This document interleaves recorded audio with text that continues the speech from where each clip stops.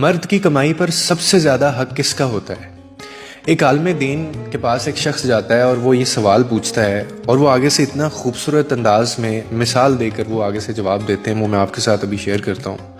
وہ آگے سے کہتے ہیں کہ اگر ایک مرد کے پاس اپنے گھر والوں کو کھلانے کے لیے صرف ایک ہی وقت کا کھانا ہے نا، اور اس کے گھر میں اس وقت جو ہے وہ اس کی ماں بھی بھوکی ہے، اس کا باپ بھی بھوکا ہے، اس کی بہن بھی بھوکی ہے، اس کا بھائی بھی بھوکا ہے، اور اس کی بیٹی بھی بھوکی ہے، اور اس کا بیٹا بھی بھوکا ہے، یہ اس گھر میں موجود ہیں، لیکن ایک وقت کا کھانا ہے، تو وہ کس کو کھلائے؟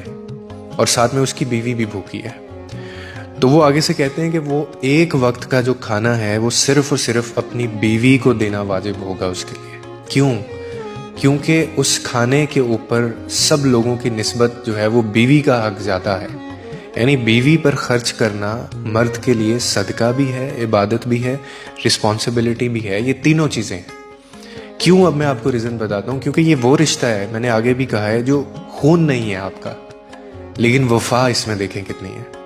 ماں، باپ، بھائی یا جو بہن ہوتے ہیں، یہ آپ کا اپنا خون ہے، مگر بیوی وہ رشتہ ہے جو تمہاری قسمت میں لکھ کر تمہارے نصیب سے تمہیں ملتی ہے، اور پھر وہ تمہاری ہر تھکن، ہر درد اور ہر پریشانی کو بانٹتی بھی ہے۔